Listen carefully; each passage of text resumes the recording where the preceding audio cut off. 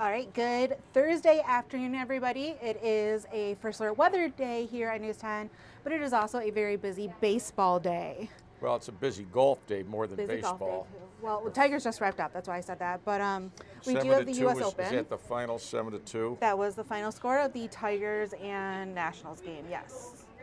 Of course, we also have the U.S. Open going on. And what can you tell us about how Tiger did today? Because I know even when I got in this morning, Seth was watching intensely. I predicted on radio he'd shoot 4 over 74, and he shot 4 over 74. He'll shoot 74 tomorrow and miss the cut by 2 or 3 shots. He struggled all day with his irons and his putter. He hit his driver pretty well today, but you know, the guy's 47 years old. It's hard for people. They'll go watch him because of his celebrity. Yep. There's no question about that. And I see they're trying to figure out a way to give him basically a lifetime exemption to play in almost any tournament he wants, which from a marketing standpoint, you'll get the Caitlin Clark effect. Just go play because people will follow. But he's not, he had a chance to, have a pretty stable round, but he went through a middle stretch of, he birdied the first hole and was 1 under at 7:35 this morning and led the thing.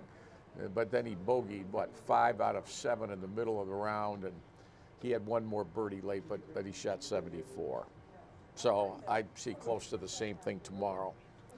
It's a flat course, but it's hot. It is very hot. Index there's about 90. And it's only going to get hotter from what I gather with those days. I'm looking, there's 4 golf tournaments of note. The men's U.S. Open, which Channel 10 will carry, Yep. In some portion through the next 4 days.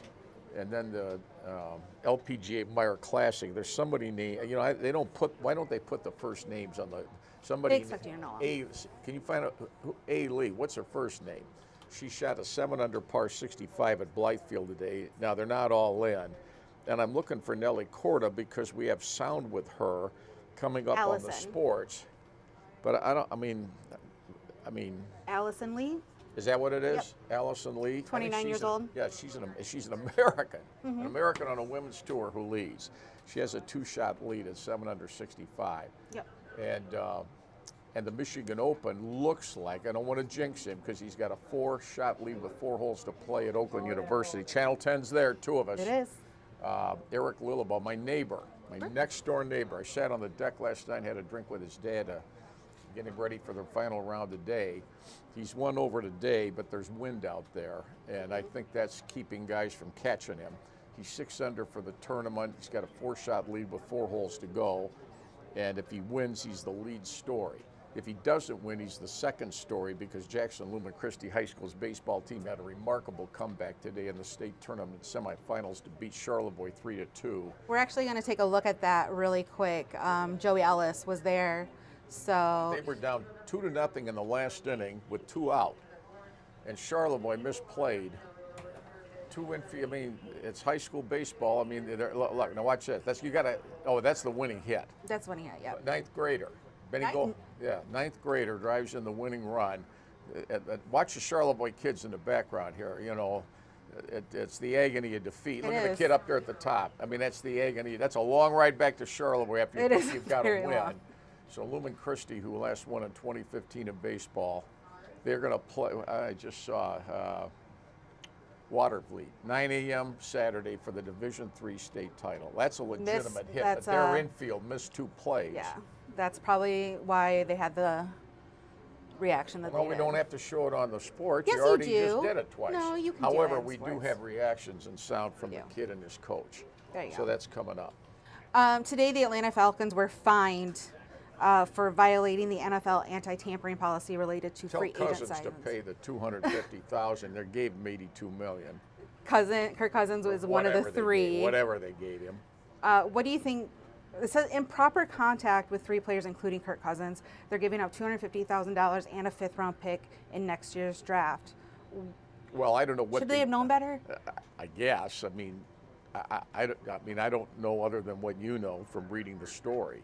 But that's chump change in the NFL. It is. Let me tell you, if he leads them to some kind of a title, it's a worthy investment to tamper, get away with it, sign your guy, pay that, and then win.